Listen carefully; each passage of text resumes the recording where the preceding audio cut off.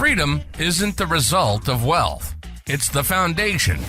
Welcome to Wealth Independence, where freedom leads and real wealth follows through battle-tested strategies, hard-won lessons, and real-world experience. You'll discover how to accelerate your path to true financial independence. And now your hosts, Dustin Bailey and Adam Penn. All right, welcome back to the Wealth Independence Podcast, where freedom leads and real wealth follows, or where for this episode, communism leads, poverty follows. I am Dustin Bailey here with Adam Penn. Adam, how you doing today? Doing well, Dustin. I know today we wanted to talk about how good communism is and how we're anti-freedom, right? That's the goal of this. Yeah, you're spot on. No, I think this has been on my mind recently. I have that backwards, don't I? Which part? The communism. We wanted to talk about freedom. No, we want to talk. Well, I mean, they go hand in hand, right? They're the opposites of I think a similar coin. Mm-hmm. No, this had been on my mind recently, and I think this is something that is somewhat core to this podcast and our worldview, and I think the worldview of I would hope our listeners, but certainly a lot of the folks that we have on as guests, and the folks that we talk to, the circles that we run in, is just really this whole idea of independence, of freedom, of what that means. You know, we talk about where freedom leads, real wealth follows, and I think that we believe that's true. There's also wealth itself brings a different kind of freedom, and so. I don't know. We'll start off with this. I think I'd like to pose the question to you that was going around in my mind. Well, it was actually one of the days when I was doing an outdoor workout for 75 hard. What is 75 hard? It is. I won't put it as one of our friends described it as some like weak white person thing. It's look it up if you're interested. It's not a fitness exercise. It's a kind of a mental endurance sort of thing. But it's interesting. 2 workouts a day. One of them has to be outside. Drink a gallon of water a day. Stay on a diet. Read 10 pages of nonfiction a day. You have to do that for 75 days straight. If you miss a single day, you start back at day 0. You just finished the whole thing, didn't you? I did, just before Christmas, which was very, very convenient timing. That way I was able to enjoy my holidays without having a diet or something else hanging 2 over my workouts head. a day. Yeah, exactly.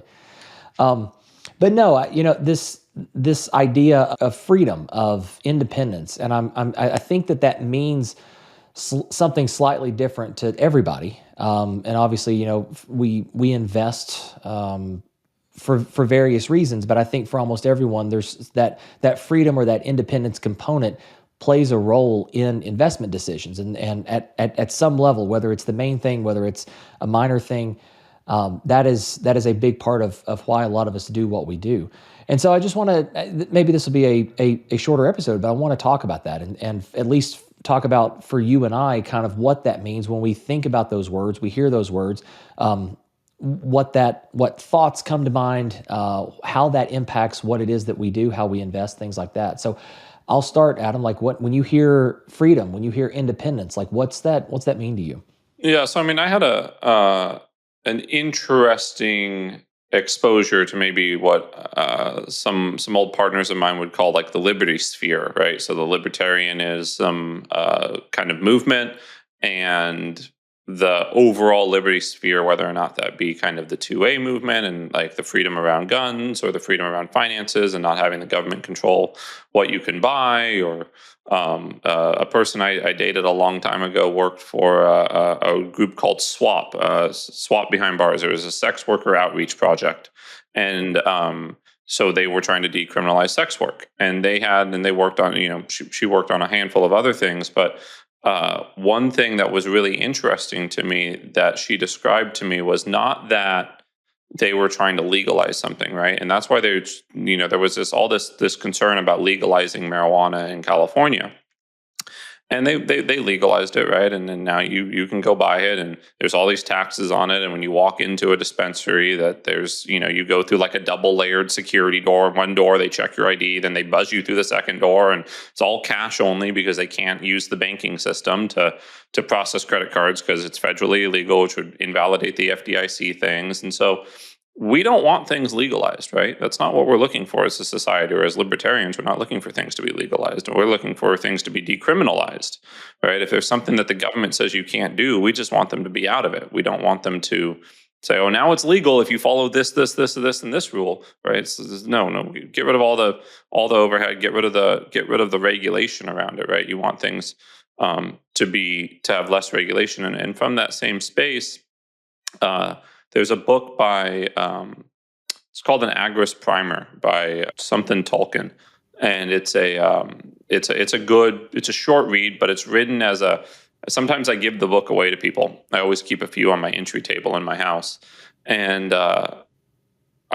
describe it. It was written back in the 80s, I believe, and it was written by someone who definitely enjoyed the theory, right? It's like a college textbook, but like an old college textbook where it uses actual complex words, not kind of the stuff that we read nowadays. Even the business books we read, right?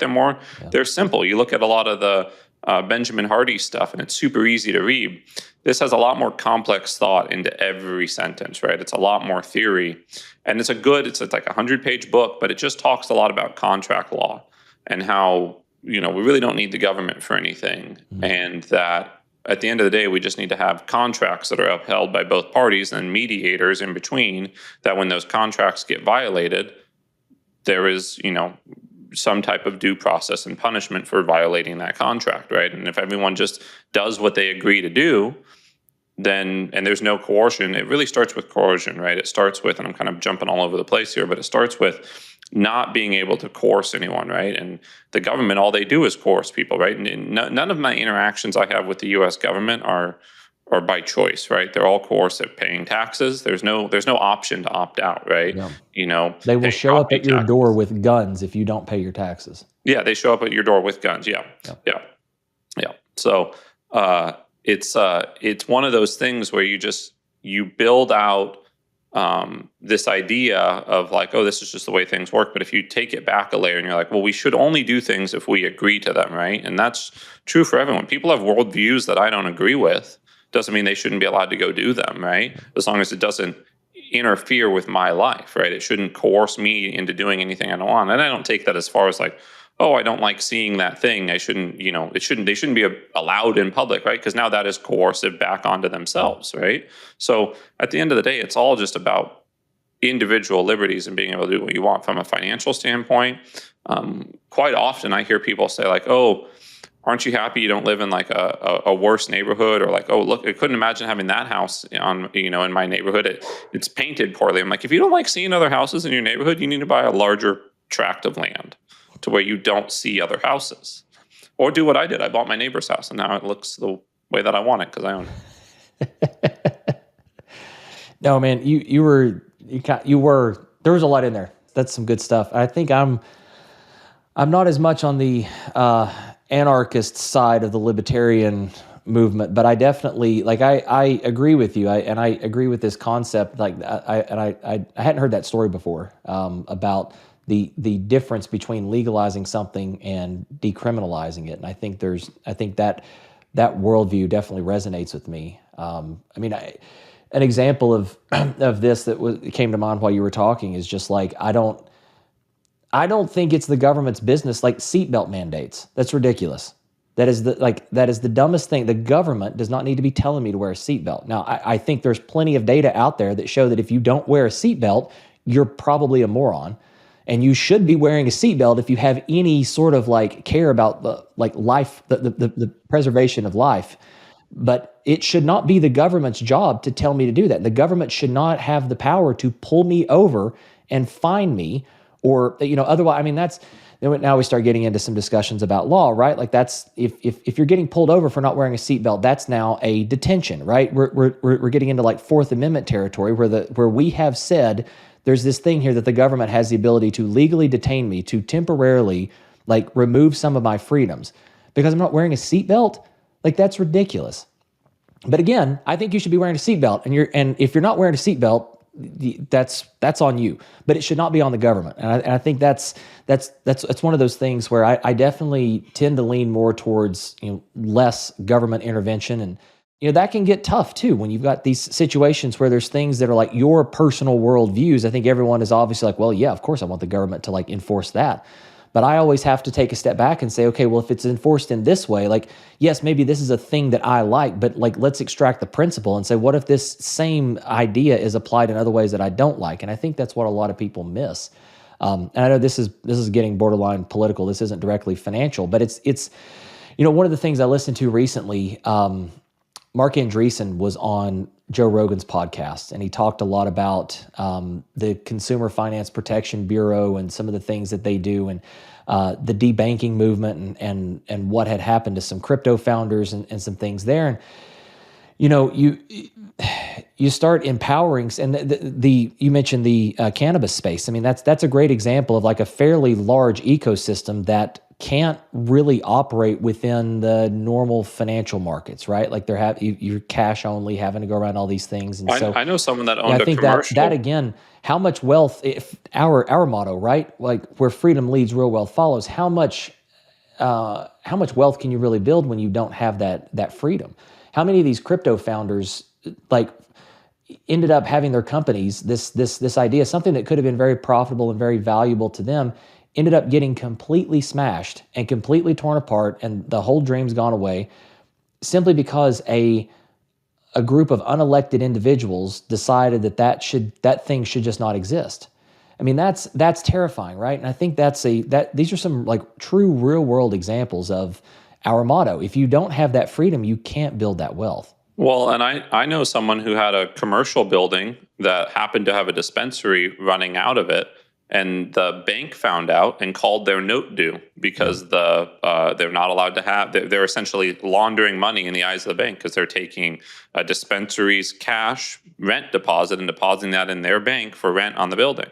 Yep. And so they basically had the property foreclosed on for not having that loan. Now, luckily, they were wealthy enough to just pay off the building, right? Yeah. It wasn't a concern. They're like, well, when the bank finally tells us that they're going to completely call the note or do something, it just went into special processing. But still, it was the note is no longer valid because you're getting cash from a business that in this state is legal to operate. Yeah.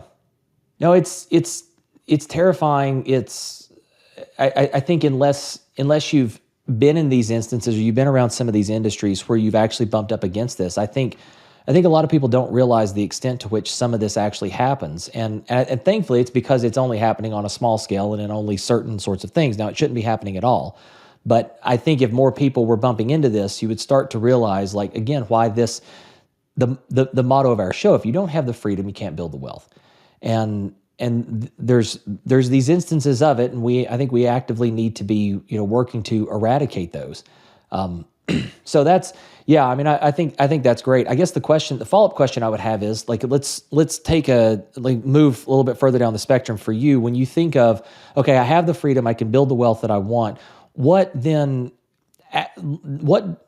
the realm of, let's say, freedom and independence does wealth, once obviously there's a level of freedom has to be provided, you build the wealth, and what does that wealth do? Does that sort of, the words freedom and independence mean anything you're thinking about from what wealth would enable?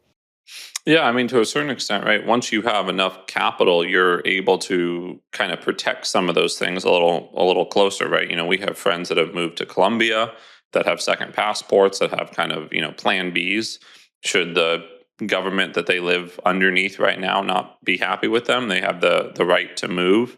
Not to overly politicalize things again, but I think Alex Jones had, his home was owned by a foreign entity or something, so the U.S. government wasn't able to take it, or there was some large player like that. We heard Robert Barnes talk about that a little while ago at a conference, and he was basically saying that, if there's ways you can move things around and protect yourself through some much more complex asset protection strategies that could, in the long term, just protect the freedoms you have, right? You're able to, I had a guy on Instagram a while back, and he said it was just one of those little silly videos, and he's like, every country I drive around in, I have IDs in all sorts of countries for driver's licenses. I make sure to never carry the one for the country that I'm in, because then they could do something about it. But if I'm just driving in the U.S. with a German driver's license, they're not going to, even if they issue me a speeding ticket, right? It's not making its way back to Germany. Yeah. And if it is, he's like, I don't live in Germany. That's an excellent example. Yeah, I mean, I agree. I think you start thinking about the second passports and being able to, leave the country, and obviously it takes some level of wealth to do that. If you're going to try to, depending on what country you're trying to go to, they may have requirements about owning land there and how much and invest. There's some countries where you can just pay a fee and get a few $100,000 and you get a passport. Exactly. Yeah.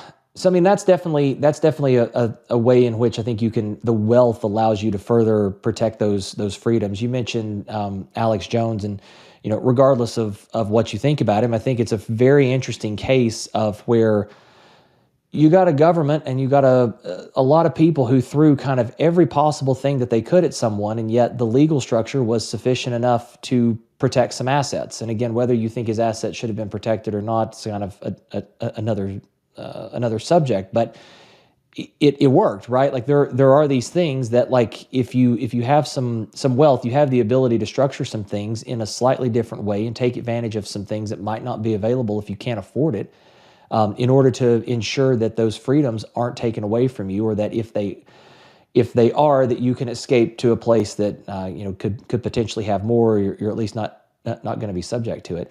I think it's tough because you look at even right now, that we talk in other instances about extrapolating things into the future. Like, you think it's like, okay, well, if the situation gets bad enough in the U.S., are we naively assuming that it's going to not be bad elsewhere? That the U.S. is still in that situation, the U.S. would still be the least worst of the options. I think you end up in the more third world countries where it's already just kind of no man's land. Chaos. Yeah, it's already chaos, right? The cash is the one that's going to get you to have the freedom you want in those scenarios. Or Bitcoin, or walk across the board. And that gets into a whole other topic, talking about freedom, right? But I mean, there is some power in that, and I think talking about these same scenarios, if you can walk across the border and carry 8-9 figures worth of wealth just simply by knowing a handful of words, there's some power in that too, and I think that plays into these types of scenarios we're talking about. And again, I don't think either of us are expecting that, like, this is going to be necessary and we're going to have to actually exercise these sorts of things. But not this week. Not for the next 4 years. We should be fine. Not this week, for sure. Maybe next.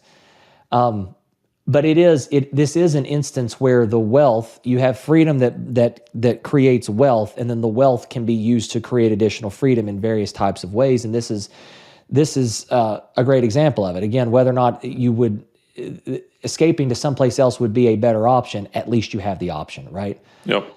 Especially if you do it in a way such that you enjoy it. Well, it doesn't need to be an option, right? Maybe you have a passport in another country you like spending 6 months a year out of, and you couldn't if you weren't a citizen there. I don't have anything else on this unless you got other questions that you want to bring up, Dustin. No, I mean, I think that was, I mentioned optionality, and I think that kind of segued into probably the way that I personally think about a lot of this. And like when I again, having these thoughts while I'm doing my outdoor workout, that's probably, I get like freedom and independence. And then probably the next word that immediately follows after that for me is optionality. And I think that's, again, we've talked about my position on the government. I lean more on the libertarian side. I think the government should keep its nose out of most things. But then when thinking about that, okay, you have wealth. What does that buy? If I had to use one word, it would be optionality. But I don't know, like the optionality thing. I think there's the ability to, for me, it's like the ability to say no to things, the ability to, maybe the flip of that is not have to say yes to something that I don't want to do, whether that's working a job that I don't want to work, or some situation comes up and I don't want to have to deal with that I have the option to say no. A big one for me, even though I haven't personally had any issues with this, thankfully, is healthcare, right? I see so many options, or so many situations where individuals are constrained on their healthcare options based on what they can afford, what their insurance provides, what the local government allows, exactly, and the FDA has approved in the states, or exactly. And so this is another place for me where wealth buys a lot of optionality. You're no longer constrained by, well, this is what my insurance pays for. It's like, no, I'm going to go get the best care that I need. You don't see the ultra wealthy dying from cancer very often. Exactly. I mean, you think about, I think of the story of Steve Jobs, right? I mean, he had, I think it was pancreatic cancer. And I mean, obviously that did end up killing him. But at the same time, he had several surgeries that extended his life. And I mean, he was flying, interestingly enough, to Memphis, a really, really great place for one of the best organ transplant hospitals in the world. But I think that's the point, right? You had this level of wealth to where it did not matter. Like the cost was not a concern. It was where's the best care, and that's where we're going to go. And so I think for me, it's you have the freedom to build the wealth, and then the wealth unlocks all of this optionality in so many different areas of life. Like I feel like I really resonate with this worldview that I was first exposed to when I started hanging around Robert Helms and Russ Gray, and this idea that wealth is, there's so much wealth. There's effectively infinite wealth in the world, right? And we're making more every day. Exactly. There's plenty of dollars, and they're printing more every day. So I think that idea, once you realize that, like, that should not be the constraint, right? And I think for me, that's one of the views that I take, that like, of all the things in this, there's so many things that are wrong, so many things that we can't fix, but I feel like we can at least fix the wealth problem, the money problem. That should not be the constraint. And I think for me, just being able to have that optionality is a big driver for me and a big goal for, why I'm doing what I'm doing. And then also, not just for me personally, but to be able to create these vehicles, to create investments, to bring those to the world, to help other people do the exact same thing and achieve whatever that means for them, whatever their investment objectives are, whatever their optionality, whatever that might actually mean. Especially when so much of the world right now has, cash that they do nothing with, right? I think a prime example is we were talking to someone the other day who invested in our private credit fund. It's yielding 9%. And this person had $500,000 sitting in the bank making nothing. Yeah. Right. That's now $50,000 more a year that this person has freedom to go do the things they want with. Right. Yes. To a lot of people, that could be a retirement. For a lot of people, it is the retirement, right? Like 50 grand a year. And that's not in equity. That's in cash. Mm-hmm. That's like cash to the bank account. Yep. Which is incredible, right? But no, I mean, I think that's what it, like when I think about, and when this topic came to mind and I was thinking about it, those are the terms, that's the sorts of examples that come to mind for me. And again, this is going to be different for everyone, right? Like Adam, I think you tend to index greater on the sort of that earlier stage of freedom, to the freedom necessary to build wealth, and I tend to index more on the later stages of freedom. And so this is something, in thinking about as we continue on this podcast, it's certain, this is a question I want to ask all of our guests, right? Is what does this mean to them? Because I don't know that we're ever going to get the same answer twice. We may get like variations on a theme, but I think this is one of these things that I believe is unique to everyone. And certainly, if you're listening, leave a comment. Go to the website wealthindependencepod.com. Drop us a note. Let us know what, when you think about the words freedom and independence, like what does that actually mean to you, and how do you try to manifest that in your daily life? We'd love to hear. That's really all I've got. That was what was on my mind for this one. Well, for your shorter episode, you made it to about 24 minutes, so I think we're right on. I know. That's all right. Obviously, you can tell we're both fairly passionate about this topic, so I think this has been good. I don't know, Adam. Anything else you want to add? We'll put the link to that book I talked about, an Agorist Primer, in the show notes. Yeah, that'd be great. All right, everyone. Well, thanks so much for joining us this week. Again, we would love to hear some feedback. Reach out to us, let us know, schedule a call. You can get all the links at wealthindependencepod.com. But just remember, where freedom leads, real wealth follows. Thanks, everybody. Thanks for joining us on Wealth Independence.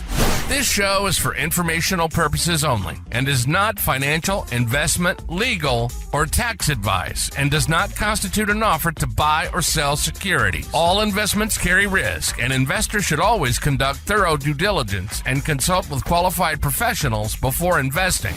Until next time, remember, freedom leads and real wealth follows.